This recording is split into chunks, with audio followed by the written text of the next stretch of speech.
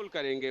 मन में भक्ति की भावना होनी चाहिए यहाँ पर। और एक व्यक्ति हैं, उनसे भी हम जानना चाहेंगे कि छठ को बातचीत लेकर आप के क्या आगे जारी उत्साह है। रखिएगा। रणवीर, प्रीति का रुख करते हैं। सहयोगी प्रीति हमारे साथ जुड़ी हुई है। प्रीति, जरा तस्वीर भी दिखाइए, लोगों से बातचीत कीजिए, क्या कुछ चल रहा है, दर्शकों को बताइए।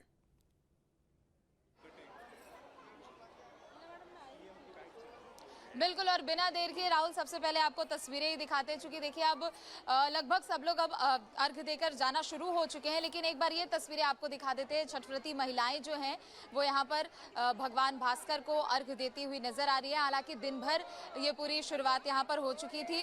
और चलिए सबसे पहले आपको सुना देते हैं कि छठ गीत पे जो गीत यहाँ पर गाए जाते हैं। सुनिए नरेंद्र मोदी सेवका हमरा घाटे दुबिया उपजी गईलो मकना बसेरा लिहलो हंसी हंसी बोले नी नरेंद्र मोदी सेवका सुनिए छठिया माता रौरा घाटे दुबिया गाराई देबो मकना उजारी देबो। आपने देखिए, चूंकि इस बार का छठ पूजा इन लोगों के लिए खास इसलिए भी है चूंकि यहाँ पर एक नई पहल की गई है। चूंकि हम जेपी कॉम्पोस्ट सोसाइटी में इस वक्त हम मौजूद हैं और इसमें यहाँ पर एक पूरी तैयारी खास तौर पर की गई है। और एक बार दरअसल पहल ये की गई है कि यहाँ पर आईसीएच के लिए, यानी एक तरीके से इन हेरिटेज कल्चर हेरिटेज के लिए यहाँ पर छठ पूजा को नामित करने के लिए वैश्विक पटल पर उसकी पूरी पहचान को सभी लोगों के सामने रखने के लिए खास पहल की शुरुआत यहाँ पर की गई है। और इस बार का जो त्योहार है, छठ महापर्व है, वो खास यहाँ पर इसलिए भी है चूंकि प्रधानमंत्री नरेंद्र मोदी के नाम से यहाँ पर लोगों ने व्रत रखा है। और आप ये तस्वीरें यहाँ पर देखिए, लोग हाथ जोड़कर यहाँ पर खड़े हुए हैं चूंकि 4 दिवसीय महापर्व है ये, जिसका आज तीसरा दिन है। और तीसरे दिन शाम को भगवान भास्कर को अर्घ दिया जाता है, यानी डूबते हुए सूर्य को अर्घ दिया जाता है। और कहते हैं कि उगते हुए सूर्य को तो सभी लोग प्रणाम करते हैं, सभी उनकी पूजा करते हैं, लेकिन छठ पूजा एक ऐसा ही मौका होता है, छठ पूजा एक ऐसा त्योहार होता है जहाँ पर डूबते हुए सूर्य को भी अर्घ दिया जाता है। एक एक तस्वीर आप देखिए, चूंकि सोसाइटी में खास तैयारी यहाँ पर की गई है और जितनी भी छठव्रती महिलाएं हैं, चाहे फिर पुरुष हो, बच्चे भी हो, सभी यहाँ पर है। और छठ का इंतजार पूरे साल यहाँ पर किया जाता है और जो पूरी तैयारी होती है वो साल भर की तैयारी आपको इस छठ महापर्व के 2 से 3 दिनों में आपको देखने को मिल जाएगी। चूंकि यहाँ पर देखिए, छठ पूजा में शुद्धता का सबसे ज्यादा खास ख्याल रखा जाता है और कितने तप से, कितने त्याग से इस पूरे त्योहार को मनाया जाता है ये भी आप देखिए। 36 घंटे से ज्यादा का ये निर्जला व्रत होता है। अन्न का त्याग करना पड़ता है, जल का त्याग करना पड़ता है और तर्पण करना पड़ता है। उसके बाद महिलाएं, वैसे तो हालांकि अब कई महिलाएं होती हैं जो कि अब वापस चली जाती है, वरना कई ऐसी महिलाओं को आप जरूर देखेंगे कि वो पूरी रात ठंडे पानी में खड़ी रहती हैं और भगवान भास्कर की उपासना करती हैं। और जब अगले दिन सुबह होती है तो उदयमान सूर्य को अर्घ देने के साथ छठ पर्व का समापन होता है। लेकिन आज तीसरा दिन है और एक अलग छठा यहाँ पर देखने को मिल रही है, इसे सूप कहते हैं। और इसी में जितने भी प्रसाद भगवान भास्कर को अर्पण किया जाता है, जितने भी प्रसाद उनको भोग के तौर पर लगाए जाते हैं, वो सभी इसमें रखा जाता है। एक बार बातचीत भी कर लेते हैं चूंकि कई लोग हैं हमारे साथ। देखिए, छठ पूजा में शुद्धता का बहुत ख्याल रखा जाता है और इसमें हर सीजन में जो भी फल हो, जो भी आप भगवान भास्कर को आप अर्पित कर सकते हैं, सभी आप कम ही होता है। अभी जितना भी हम श्रद्धा भक्ति से समर्पित करते हैं माँ को, वो कम ही रहता है। हम लोग की तरफ से अभी संतुष्टि नहीं होती है, जितना हो सके हम करते हैं। कितने साल से यहाँ पर छठ पूजा? वैसे तो 4 साल से बना रहे हैं यहाँ पर। पहले दिल्ली में थे। कैसी तैयारी यहाँ पर की गई है पिछले साल की अपेक्षा? पहले 4 साल की अपेक्षा पिछले साल भी अच्छी व्यवस्था थी, लेकिन इस साल कुछ ज्यादा ही है।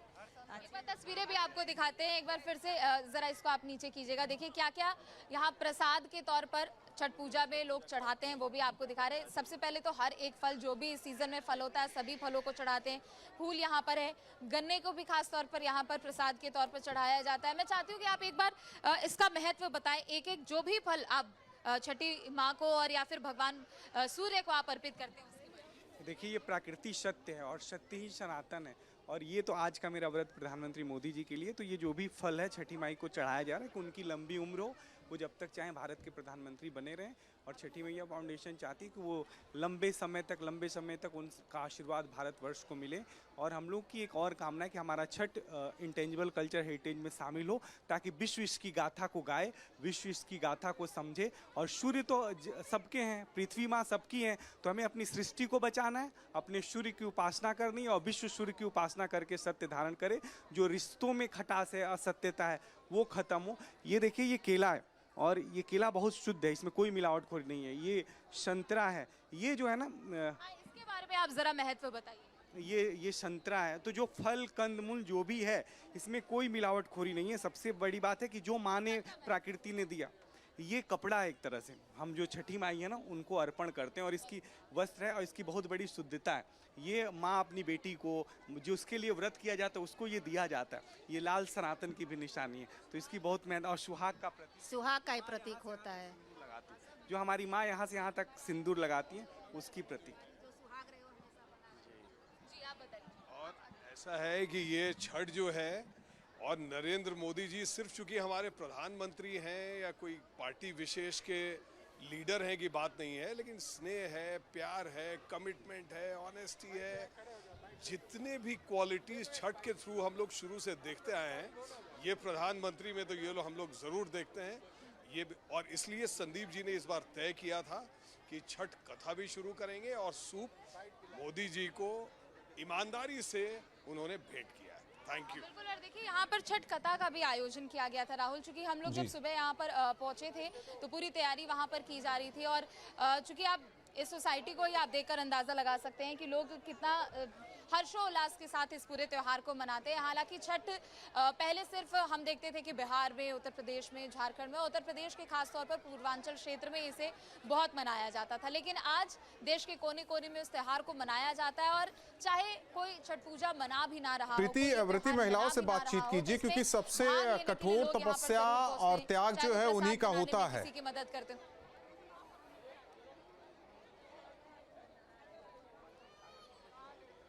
बिल्कुल, हमारे साथ कुछ छठव्रती महिलाएं भी हैं, उनसे बात कर लेते हैं। देखिए, त्याग और तपस्या का ये पूरा त्यौहार है। आप लोग लगभग 36-40 घंटे आप लोग निर्जला व्रत रखती हैं। कैसे सब कुछ आप लोग मैनेज करती हैं कि प्रसाद भी बनाना होता है, आपकी आराधना भी कम नहीं होनी चाहिए, और उसके बाद भी आपको इतने लंबे चौड़े समय तक आपको त्याग करना? देखिए, मैं कहूँगी छठ का जो व्रत है वो एक तरीके से, अगर आप देखिए, वेस्टर्न लोग थैंक्स गिविंग करते हैं, और यहाँ पे हम इंडियंस इसको कहते हैं थैंक्स गिविंग कर रहे हैं इन्वायरमेंट को, कि हमें ऑक्सीजन दे रहे हैं सांस लेने के लिए, खाने के लिए फल दे रहे हैं, और कहते हैं हमें पानी दे रहे हैं पीने के लिए, जो बेसिक नेसेसिटीज़ हैं। और ये जो व्रत होता है वो एक अकेला इंसान नहीं कर सकता है, फैमिली के हर एक मेंबर का इन्वॉल्वमेंट ज़रूरी है इसमें। तो ये टीम एफर्ट है, टीम एफर्ट से सब चीज़ें आसान हो जाती हैं, और छठी माई की कृपा होती है कि पता भी नहीं चलता है, और अच्छे से हम लोग की पूजा पाठ हो जाती है। जहाँ भक्ति है हर शब्द में, कथाओं में छुपे हैं दिव्य रहस्य, और ज्योतिष देता है जीवन को दिशा। धर्म से जुड़ी हर बातों को जानने के लिए हमारे चैनल स्तुति को सब्सक्राइब करें। चैनल पर जाने के लिए इस लिंक पर क्लिक करें।